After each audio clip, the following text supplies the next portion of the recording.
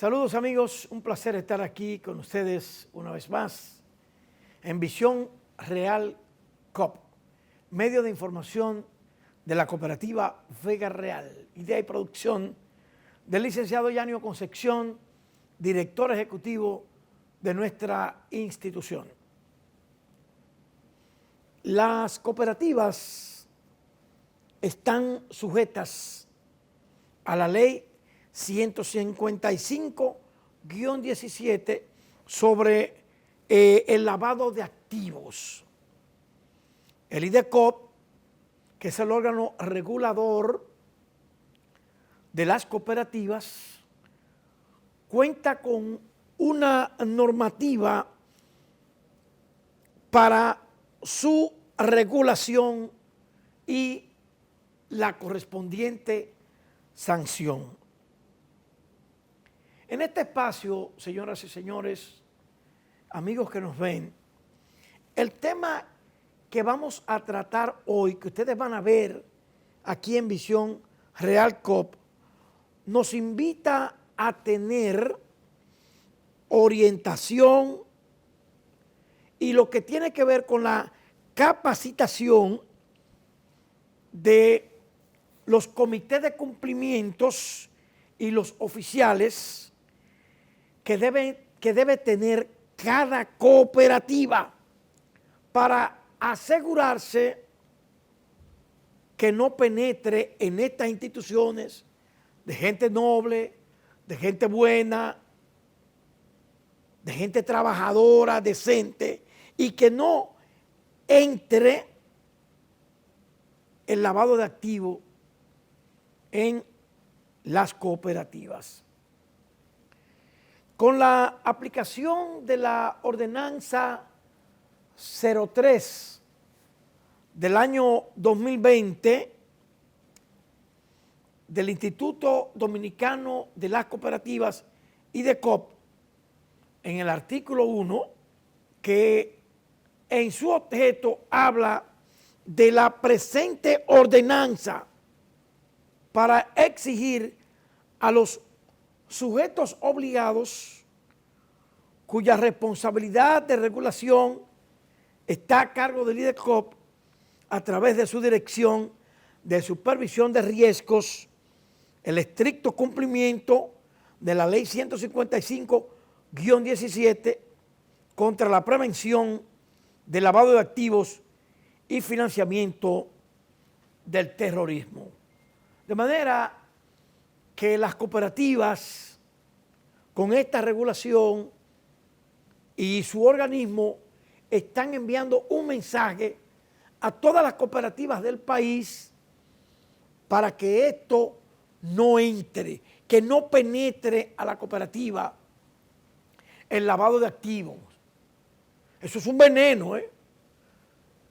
Hay entidades financieras que han experimentado un crecimiento exorbitante, pero son cuestionables. En el caso de las cooperativas, no hay forma de que puedan ser cuestionadas porque su manejo es con prudencia, con estricto control y con responsabilidad y honestidad. Hoy nosotros tenemos precisamente en este espacio un contenido que ustedes van a disfrutar sobre lo que tiene que ver con el lavado de activos y el terrorismo. Juan Carlos Medina, un excelente expositor, consultor internacional desde el Perú, nos tratará el tema riesgos y oportunidades de lavado de activos en la República Dominicana. Vamos a ver a continuación. Y naturalmente, cuando hablamos del desarrollo de modelos de prevención del lavado de activos, uno de los aspectos fundamentales siempre también es tener una certeza razonable de que los procedimientos se estén llevando a cabo y que se estén llevando a cabo de la mejor manera.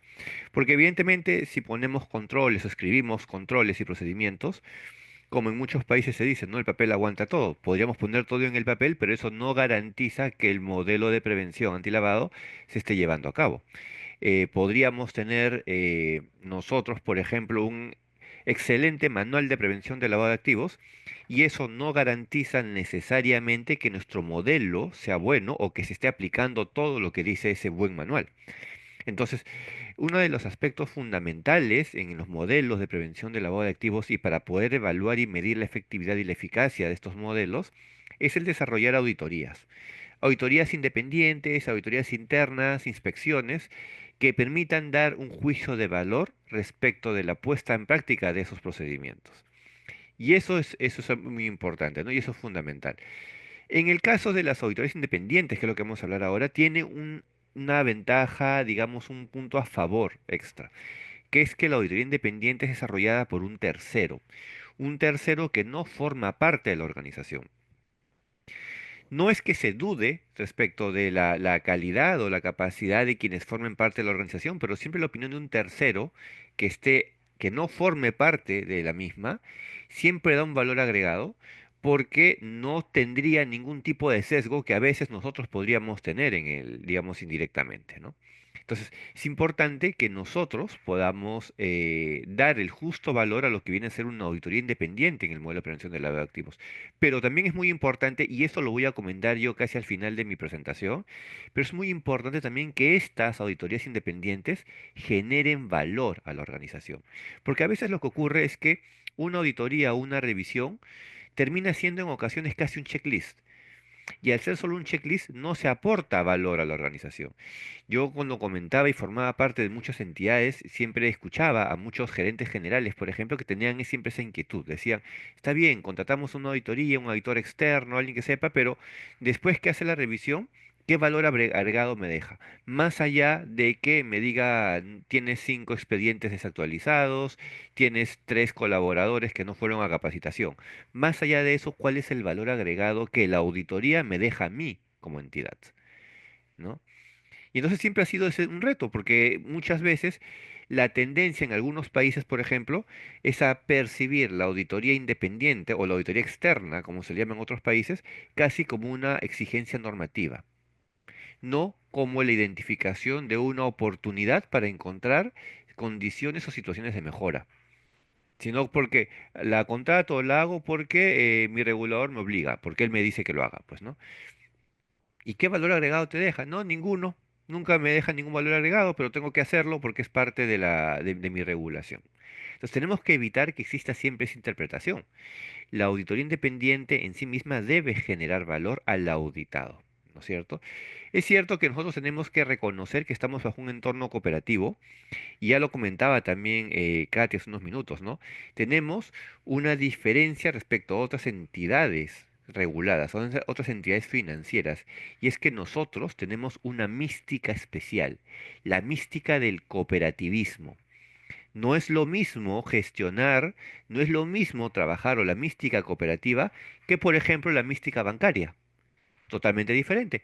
Somos entidades financieras, pero digamos que el sentido de la organización es distinto, el de un banco que de una cooperativa. Y ahí es importante siempre que los asesores, los consultores, logren encontrar esa diferencia. Porque si no, podremos tener un gran asesor, por ejemplo, bancario, que cuando revisa una cooperativa piensa que está revisando un banco. Y empiece a hacer opiniones o empiece a hacer validaciones y evaluaciones como si fuera un banco. Y no es un banco. ¿No? El reto muchas veces que ocurre en el caso de los asesores, de los consultores, es lograr distinguir las particularidades en este caso del auditado, para que en función a ella poder hacer una evaluación consecuente con esas particularidades. Eso es lo que se requiere y eso es lo que se necesita hacer, ¿no? Entonces, en el ámbito cooperativo, nosotros podemos encontrar y podemos identificar y reconocer, por ejemplo, toda una estructura que tiene que funcionar bajo un enfoque basado en riesgos. Lo fundamental ahora siempre es manejar enfoques basados en riesgos. ¿Y esto por qué? Porque necesitamos tener una relación de orden respecto a las actividades que hacemos, porque no tenemos recursos infinitos. Tenemos que ser muy eficientes en el manejo de los recursos. Entonces, cuando tenemos muchas cosas por hacer, pero pocos recursos, la pregunta es, ¿cómo hacemos para determinar hacia dónde dirijo esos recursos dentro de todo un universo de cosas que tengo que hacer, que pueden ser muchas? Entonces, tenemos que tener una medida técnica, una metodología técnica que me diga, ok, lo que tenemos que atacar son estos eventos, son estas condiciones. Y en función a eso, y a partir de eso es que ya nosotros podemos pensar en poder desarrollar o implementar o invertir estos recursos que nosotros tenemos. ¿Cuáles son los principales pilares de repente en los que podemos apoyarnos todo esto como parte de un modelo de prevención en una cooperativa? Evidentemente tenemos un rol del oficial de cumplimiento que es fundamental y que es el interlocutor siempre con los auditores incluso. Si bien el auditor independiente va a hacer una validación del modelo de prevención de la cooperativa, no va a hablar muchas veces con toda la cooperativa, él va a hablar y de dirigirse con el oficial de cumplimiento. Y es el oficial de cumplimiento el nexo con el auditor interno, con el externo, con el regulador, con el supervisor.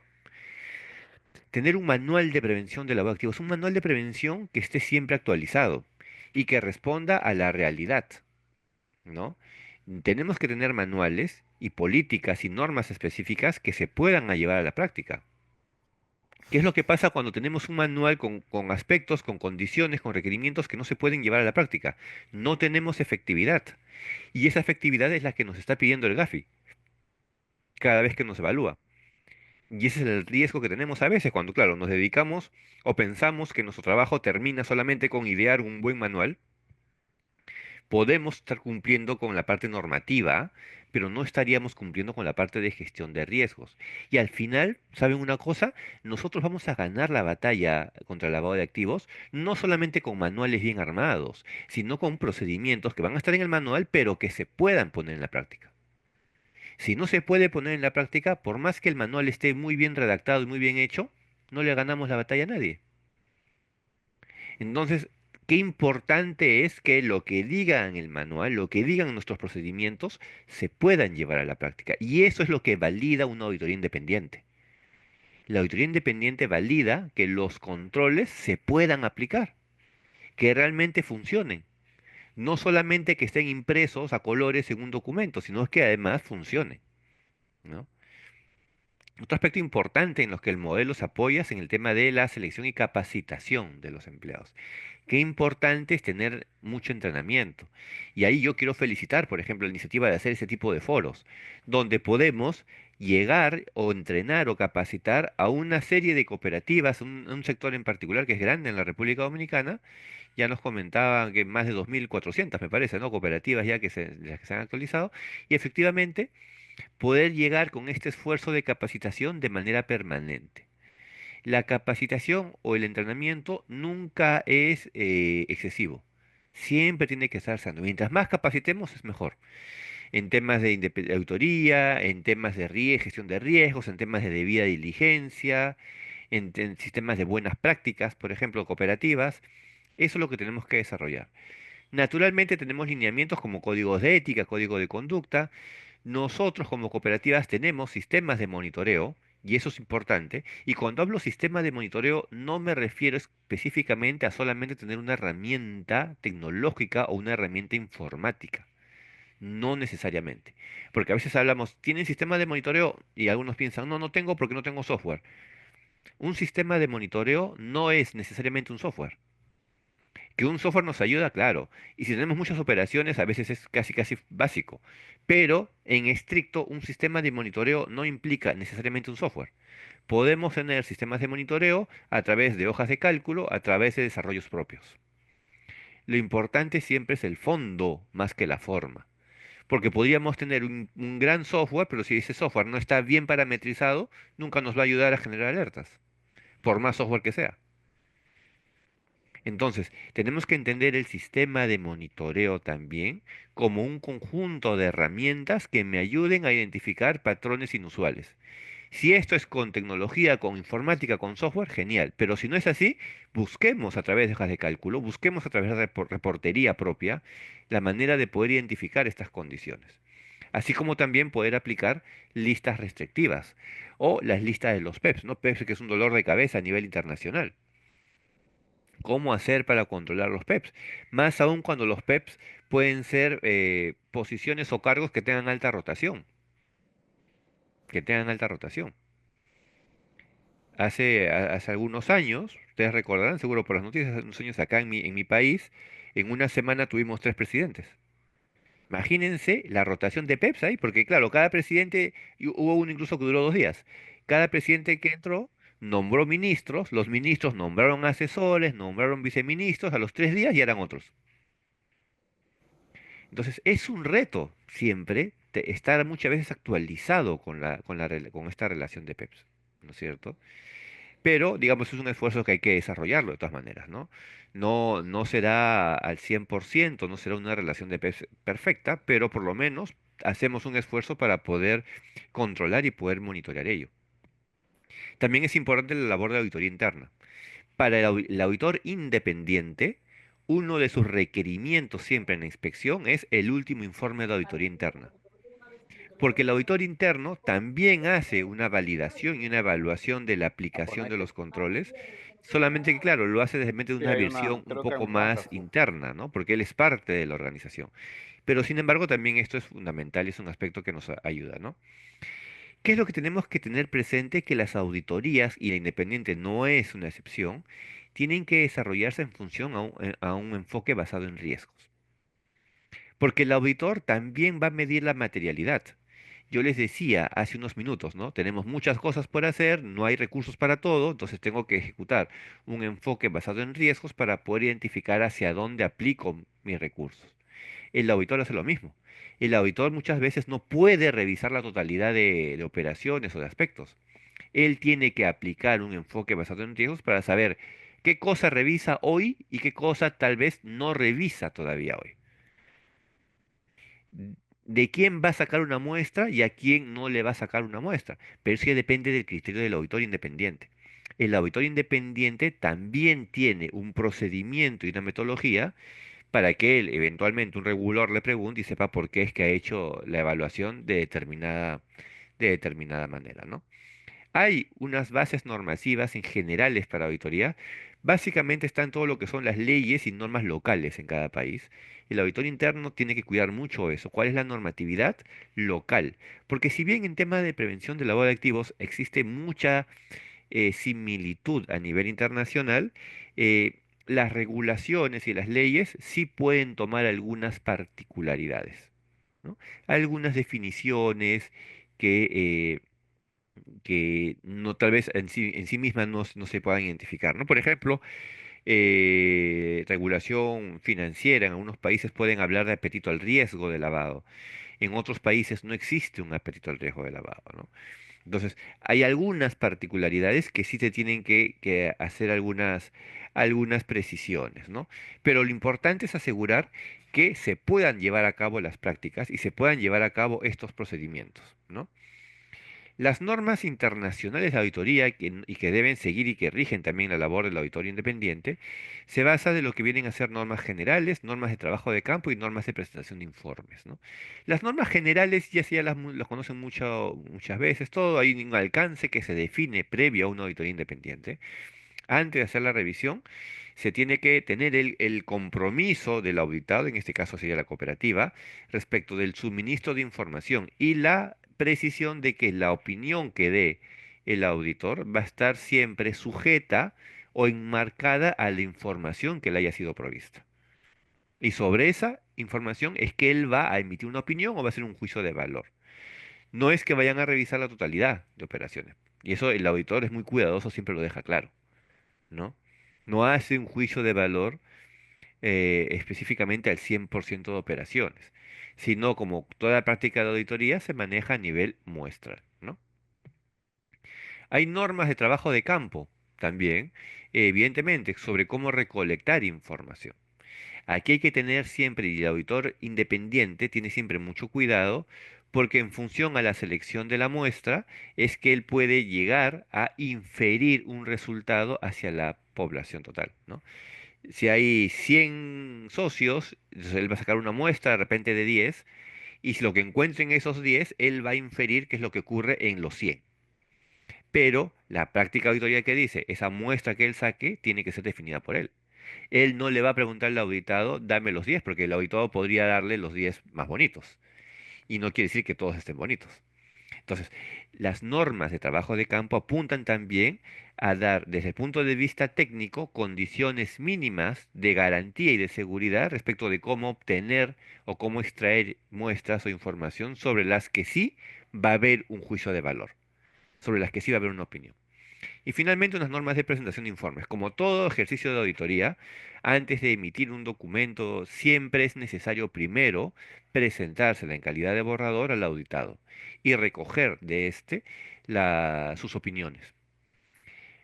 En ocasiones, el auditado en ese momento puede dar argumentos o puede dar evidencias que permitan desestimar observaciones. Y eso se puede hacer sin ningún problema, ¿no? Pero también van a haber ocasiones donde tal vez no haya un punto de consenso entre el auditor independiente y el auditado. ¿Qué hacer en esos casos? El informe es el auditor. Entonces, evidentemente, si no hay consenso, si no hay punto de acuerdo entre ellos, lo que va a hacer el auditor es mantener su posición, mantener su opinión, que no está de acuerdo en este caso con el oficial de cumplimiento, que no estaría de acuerdo con el oficial de cumplimiento, la va a mantener porque el informe es de él, el informe es del auditor. Entonces, él lo va a mantener, pero sí debe colocar, después de su precisión, debe colocar el argumento del oficial de cumplimiento, que muchas veces, que podría ser contrario a lo que él está afirmando antes, pero lo tiene que colocar. O sea, como auditor va a decir, yo sigo pensando que esto de acá es una observación, que esto está mal, yo lo pongo. Oficial de cumplimiento no está de acuerdo, no llegamos a consenso de que eso debería ser así, entonces perfecto, yo voy a poner la observación y abajo voy a poner una nota, comentario del oficial de cumplimiento. Y ahí el oficial de cumplimiento me pondrá, no estoy de acuerdo por estas razones con esto. Perfecto. Las dos opiniones van a quedar en el informe, van a quedar en el documento. Normalmente siempre hay consenso, pero podría darse el caso de que no haya consenso en algún punto. Si no hay consenso en algún punto, tienen que ir ambas opiniones en el informe. ¿No? O sea, si nosotros somos cooperativas y estamos siendo auditados, tampoco nos vamos a pelear con el auditor. O sea, si al final, después de argumentar y sustentar, no logramos que él modifique ese punto, ya, o sea, tampoco nos vamos a pelear, que deje el punto, pero ustedes sí validen y asegúrense de que después de su punto incluya sus comentarios de por qué no están de acuerdo con esa observación y los dos puntos se quedarán en el informe. Esto porque es importante, porque recuerden que esos informes de auditoría independiente van a reguladores y quedan en el histórico de la entidad. Si es que no estoy de acuerdo con algún punto de la auditoría y no lo digo, entonces en el futuro a un tercero cuando lo revise podría interpretar de que estuvimos de acuerdo con esa observación. Si no estamos de acuerdo con una observación hay que mencionarlo. Si no se puede lograr que desista el auditor de ese punto, que lo deje, pero al final que agregue la opinión de nosotros también, como oficial de cumplimiento, respecto de por qué no estamos de acuerdo en ese aspecto, ¿no? Y uno de los aspectos que también se siguen mucho en los control interno es el COSO, ¿no? Los lineamientos COSO, porque son lineamientos generales sobre ambiente de control, riesgos y controles, comunicaciones, monitoreo. Y acá podemos ver cuáles son los principales aspectos que COSO recoge y como es un lineamiento general de control interno para cualquier tipo de industria, cualquier tipo de tema, no solamente lavado de activos, cualquier aspecto de control, es válido también como estructura. Lo que hacemos nosotros entonces como prevención del lavado de activos es tratar de acotar o precisar cada uno de estos componentes, pero como estructura sí es válida y la podemos mantener. Esta auditoría independiente tiene que cumplir una serie de etapas, porque tiene que ser ordenada y en función a ese orden es de que se permite garantizar la adecuada revisión o el desarrollo del adecuado alcance respecto de esto, ¿no? Entonces vamos a ver lo que viene a ser la definición del alcance, lo que viene a ser el kickoff, que es el inicio de la auditoría. Luego viene el relevamiento de información y entrevistas, que es generalmente la etapa donde se recopila toda la información, se determina la cantidad o el tamaño de muestras, por ejemplo, para finalmente aplicar una serie de controles. Ya es testeo ahí, ¿no? De estos controles se van a encontrar conformidades y no conformidades. Y esto forma parte de lo que viene a ser la identificación de brechas al final, las no conformidades, evidentemente, y los planes de acción. Un auditor independiente va a seguir o tiene que seguir con todas estas etapas para que no se pueda afirmar que en todo caso que el proceso haya sido viciado o que haya sido que haya sido poco eficiente en ese aspecto, ¿no?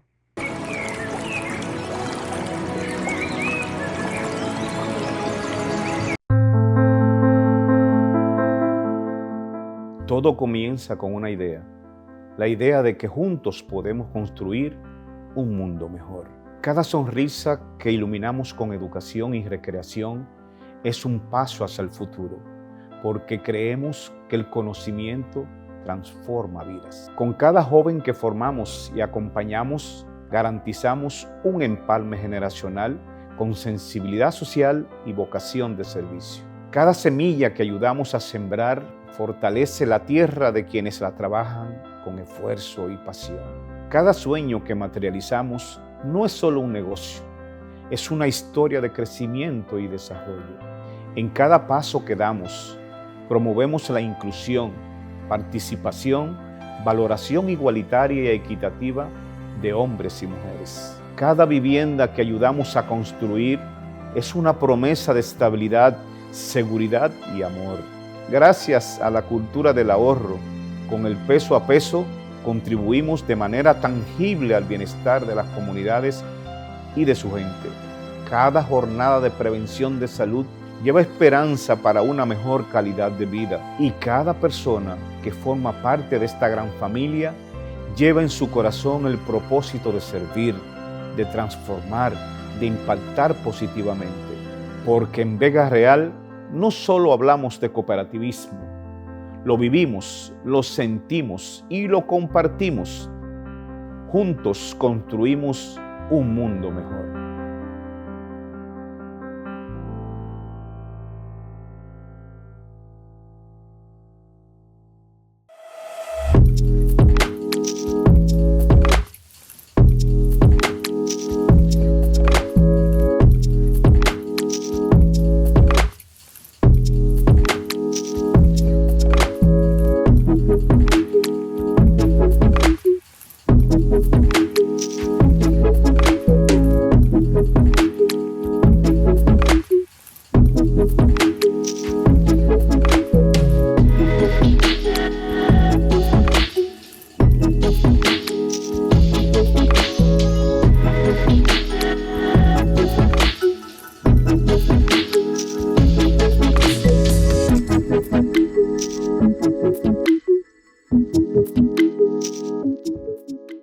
La cooperativa Vega Real llevó a cabo la sexta edición de la caminata Mujer Habla. Más de 800 personas participaron en el recorrido por las principales calles de La Vega, difundiendo mensajes de concienciación y apoyo a las mujeres. En el evento, Heriberto Marrero, presidente del Consejo de Administración, ofreció las palabras de bienvenida. Nos acompañó la alcaldesa licenciada Amparo Custodio, quien resaltó la labor de la cooperativa Vega Real en la defensa de los derechos de las mujeres y el impacto positivo de sus iniciativas. Asimismo, el licenciado Yanio Concepción destacó la labor de la cooperativa y exhortó a las autoridades a trabajar en políticas más justas para proteger y fortalecer el papel de la mujer en la sociedad. Lidia Zenaida Peña, presidenta del Comité de Género, reafirmó el compromiso de la cooperativa con el crecimiento y la integración de las mujeres en el sector productivo.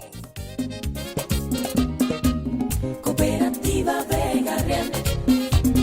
Grande y confiable.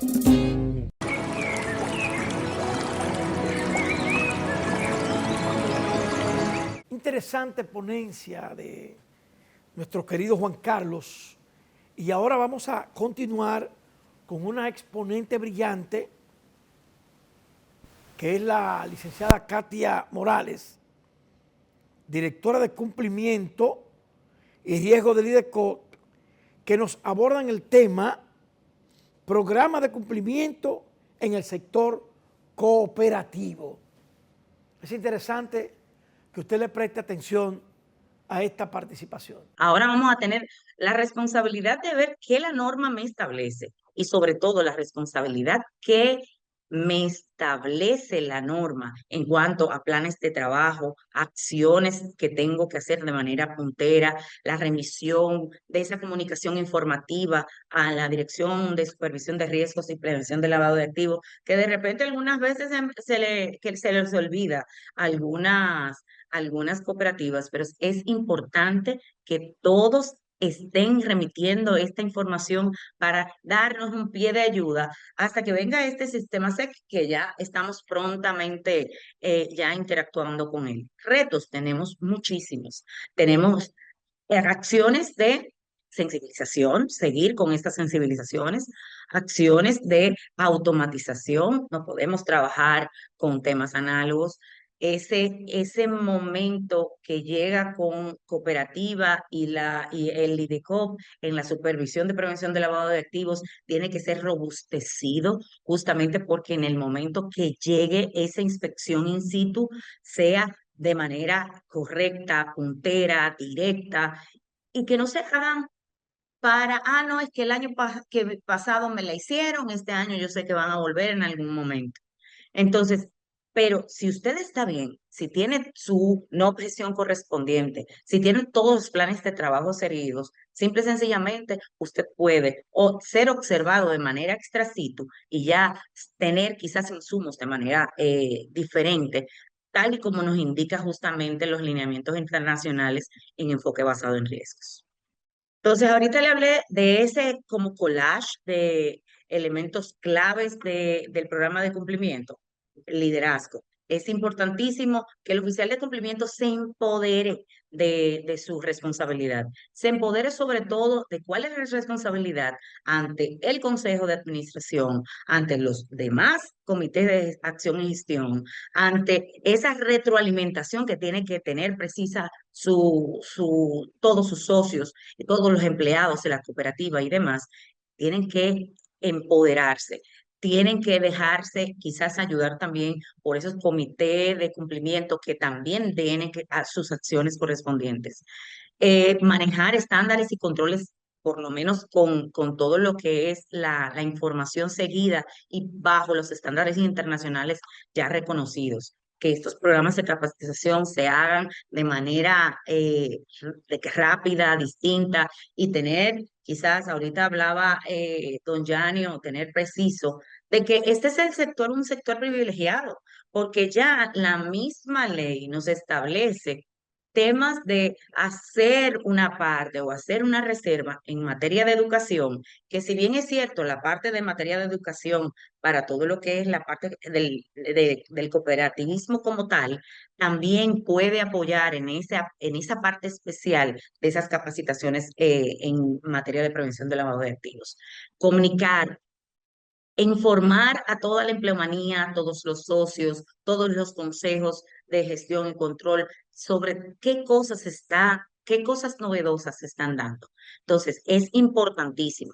La parte del análisis de riesgo que va dentro de la mano de toda esa gestión que tiene y responsabilidad que tiene el oficial de cumplimiento. Y obviamente el tema del monitoreo, esa gestión y esa respuesta, sobre todo la respuesta a la dirección de supervisión de riesgos, cuando se les requiere una información. Ojo, si usted no tiene a esas personas, esos ciudadanos que son observados por parte de las autoridades judiciales, usted tiene que también informar, no tengo esta persona con la debida formalidad correspondiente, o sea, una hoja timbrada, firmada por el oficial de cumplimiento, indicando que estas personas son negativas, o sea, que no están dentro de su maestro de socios. Entonces, esa información también, aún negativa, necesitamos que se reincorpore también en la dirección de supervisión de riesgo y prevención de lavado de activos. Lo mío, como yo le dije, es quizás un recuento de muchas cosas. No voy quizás a abundar de manera directa. Nuestro compañero Juan Pablo habló de todo lo que está aconteciendo en materia de prevención de lavado de activos, tener de manera puntera que toda acción de la prensa de legalidad que llega a nuestras cooperativas. No somos ya un sector ajeno a todo esto y no somos un sector ajeno tanto a la proliferación de la armas de destrucción masiva y tanto al financiamiento del terrorismo. Como les dije ahorita, vimos acciones ya punteras observadas por el presidente de la República y ese movimiento de armas genera una acción de terrorismo y también genera quizás dinero que puede estar manejándose en nuestras entidades. Ojo, tenemos que reobservar todo eso, porque si no lo hacemos, entonces vienen estas consecuencias legales y vienen estas sanciones que van a ser ya reanudadas en materia de prevención del lavado de activos por nuestra normativa 02/2020, como les comentaba, y obviamente una consecuencia funesta que es la reputacional. Cuando una cooperativa tiene un ruido, ustedes saben lo que pasa, se va, prácticamente se extingue. Aún siendo nuestro sector quizás un sector bastante robusto y de confianza, porque de repente usted tiene ese gerente que conoce de toda la vida, el hijo del gerente, probablemente del presidente del comité de crédito, que lo vio nacer. Entonces, hay una confianza, sin embargo, se lacera cuando existen estas situaciones quizás observadas en nuestras entidades. Esto nos da, cuando hacemos todo esto correcto, nos da una mejor presencia en el sector cooperativo y sobre todo una mejor presencia en el sistema financiero nacional. Recuerden que nuestra máxima en nuestra ley y sobre todo en nuestro reglamento de aplicación de la ley 127/64 justamente indica que este dinero que es colectado en la cooperativa se bancarice. Por eso es que muchas cooperativas están siendo observadas por muchos bancos y reanudadas o actualizadas las informaciones de que mándame la designación, mándame la designación del oficial de cumplimiento, mándame la constancia correspondiente de la unidad de análisis financiero de inscripción, mándame la última asamblea donde se eligieron los últimos órganos de gestión y control. Señores, nos están observando y vamos, en esa observación va mucho de la mano que hagamos las cosas bien, porque tenemos mejores oportunidades en el mercado y sobre todo tienen una visión diferente en el regulador. Que ustedes saben que yo soy muy acuiciosa y no me pesa el ya darle una llamadita, mira, verifícame esto, abúndame con tal cosa, estamos aquí a la orden, ven por aquí, y no solamente yo, o sea, todo el equipo que acompaña a doña Marixa y todo el equipo, sobre todo de mi dirección, ustedes saben que siempre están prestos para apoyar y ayudar ante cualquier observación. Porque todo esto lo hacemos porque por ahí viene sonando ya la evaluación nacional de riesgos. Y en esa evaluación nacional de riesgo, yo le digo, mis hijos deben decir, ¿qué es eso, mamá? Entonces yo le voy a decir cómo yo le respondo a mis hijos. La evaluación nacional de riesgo es un examen que nos hacen al país. Entonces, en ese examen, uno sabe que tiene materias de lengua española, matemática, naturales. Entonces, esos son los sectores. Entonces, todos estos sectores, inclusive el sector cooperativo, está calificado. Nosotros no queremos que ya a partir de estas próximas evaluaciones el sector cooperativo se quede detrás o sea la nota discordante. Señores, cuando yo voy estos comités del comité de supervisión que me corresponde presenciar y tener la responsabilidad, lo que me dicen, usted es la que nos manda la nota negativa. Que eso deje de pasar.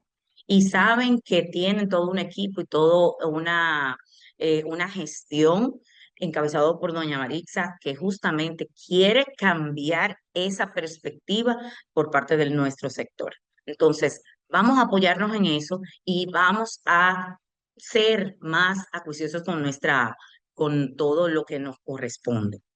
Entonces yo voy de manera bien rapidita, lo que ya me sigue es quizás puntualizaciones tanto de la ley como de la normativa.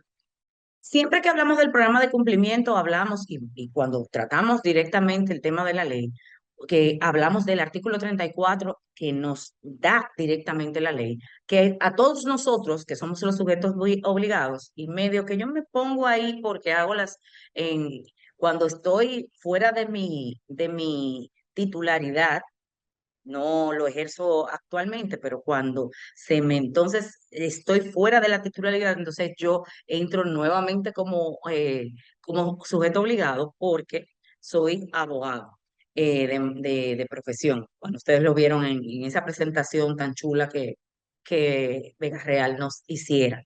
Y todos los sujetos obligados enmarcados por la ley tienen cosas que cumplir.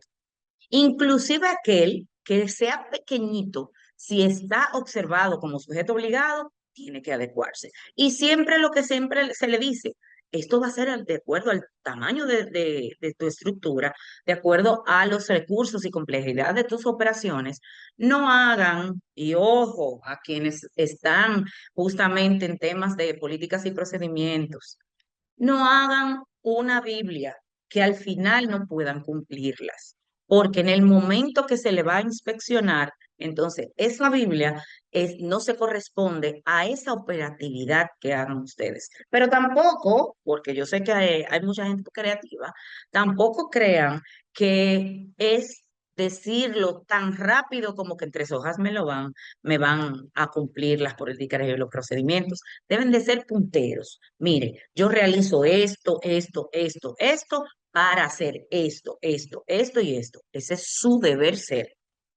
Y acompáñense, déjense acompañar quizás por sus federaciones, por asesores, pero asesores que sepan de la materia. No tomen de repente la normativa y la ley y me hagan unas políticas y un procedimientos, probablemente desapegándose con esa instrucción que da con todas las normas internacionales. Eso es importantísimo que quede quizás bien claro con ustedes, porque ¿qué pasa con todo esto? Este programa debe de contener políticas y procedimientos para evaluar los riesgos, sobre todo en materia de lavado de activos, financiamiento del terrorismo y cómo mitigarlos, cómo al final yo voy a evitar que ese riesgo no me lesione mi entidad, no lesione por ende de manera transversal quizás también al sector. Políticas y procedimientos que garanticen los estándares altos de contratación y capacitación, también para los empleados, también para los directores, para los funcionarios, y también va de manera como de pinceladas con la debida diligencia, también mirando los socios. Entonces, tenemos una responsabilidad implícita en recursos humanos. Empodere oficial de cumplimiento a sus recursos humanos para que esa acción que debe de tener, sus políticas y procedimientos, tienen que estar bien observados también con esos estándares de contratación. Por eso, la Dirección de Supervisión de Riesgos y Prevención de Lavado de Activos requiere los diferentes, ya cuando son personas, el personal clave requiere que la certificación de no antecedentes penales conste dentro de toda el file o el expediente de ese empleado o ese funcionario. Eso es parte de lo que vamos también a ponérselo de manera puntual, porque quizás sabemos que no es tan explícito la normativa, pero van a haber un cambio prontamente. El régimen de sanciones disciplinarias también, porque ustedes ven, la ley observa eso y la ley establece, usted y dejó que tiene bajo su tutela el sector cooperativo, tiene la responsabilidad, ojo, responsabilidad de realizar un régimen sancionatorio disciplinario para sus sujetos obligados. Porque si nosotros no lo hacemos, a nosotros también nos pueden sancionar, ustedes sabían. Entonces, esa es una responsabilidad implícita que tiene el presidente administrador, obviamente, su segundo accionador, el que va con el carboncito, que en este caso soy yo, y también tenemos responsabilidades justamente para que sea decente nuestro sector. Códigos de política y ética y conducta, que eso es parte de nuestras responsabilidades, por eso se les explica que en el momento de la creación, y eso también es parte de lo que quizás debimos hacerlo de manera infin, en el momento de hacer ese código de ética y conducta, también mire todas las acciones correspondientes de la ley 155/17. Y obviamente el tema de la auditoría externa, que son los responsables de manera externa, tal y como dice la ley, de verificar la efectividad del programa de cumplimiento. Y ustedes saben que viene entonces y se reorienta en nuestra norma 01/2017. Y aquí yo me quiero como solamente robarle 2 minutos para explicarle.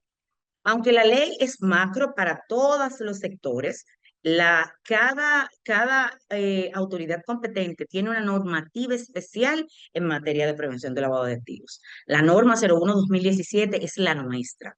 Por eso les decía ahorita del tema del asesor.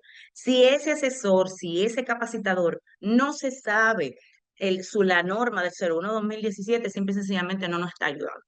Porque lo que indica la ley puede ser bastante plano, pero ya la norma ya va directamente a qué somos nosotros como sector cooperativo. Entonces, lo resume en diseñar políticas y procedimientos, así como lo hablamos, aplicar estas estándares de contratación, elaborar un programa continuo de capacitación de personal, por eso se les requiere, vamos a tener tiempos en esta nueva actualización también de la normativa, identifica adecuadamente los asociados mediante la aplicación del programa de debida diligencia, de igual forma, qué tipo de debida diligencia de acuerdo a esa interacción que tenemos con nuestros socios vamos a poder hacer. La nueva actualización también le da una pincelada al respecto, transacciones inusuales, insólitas, significativas, debemos de reportar y prestar la atención correspondiente a estas acciones.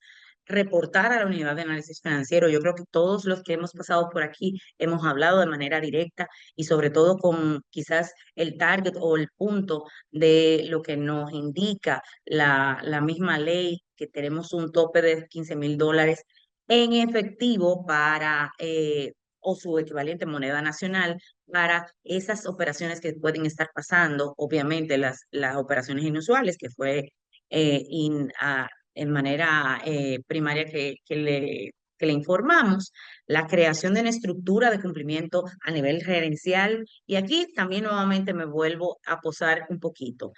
Siempre estableciendo esos regímenes o niveles dirigenciales que tienen o gerenciales que tienen en sus entidades. No le pide la ley a que ponga un vicepresidente. Bueno, si la entidad lo sugiere y lo puede soportar, puede tener un vicepresidente de prevención de lavado de activos y demás como oficial de cumplimiento. Pero solo si nunca se olviden de que ese oficial de cumplimiento de alto nivel tiene que tener una directriz muy correcta. Porque, ¿qué pasa? Ese oficial de cumplimiento dice en un momento determinado, esa operación no se va a hacer. Y si se hace, venga, fírmeme aquí para que quede, que conste en acta que esta observación, pese a mi recomendación, es el recomendador inicial, ese oficial de cumplimiento. Por eso es que su nivel tiene que ser un nivel superior y sobre todo que pueda reportar de manera directa al Consejo de Administración. Bueno, y después de haber visto estas dos exposiciones brillantes, bien claras, precisas, concisas, nos queda a todos en el sector cooperativo la aplicación de esas exposiciones. Son tareas, son acciones. Debemos estar todos atentos a lo que puede conllevar para cualquier cooperativa en el mundo involucrarse en esto del lavado de activos. Qué bueno es trabajar al lado de Yanio, de Eugenia, este equipo de colaboradores. Nosotros estamos así, de manera monolítica, y estamos atentos a todo. Olfateamos, tenemos un olfato claro. Qué bueno, qué interesante. Dile no al lavado de activos en tu cooperativa. Y un evento sin precedente, como siempre, como cada año, 6 años de forma consecutiva, llevándoles a ustedes esta importante caminata Mujer Habla. Vamos a ver un resumen de este evento interesante en el que nos lanzamos a las calles con pancartas, con esos dirigentes distritales, esa gente noble, esa gente buena, a decirle no más a la violencia, no más, ya está bueno. Mujer, habla.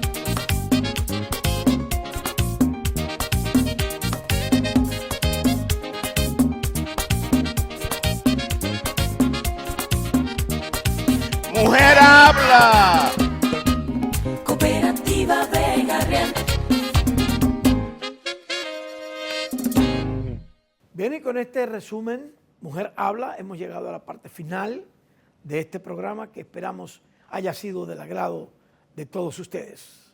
Que Dios les bendiga.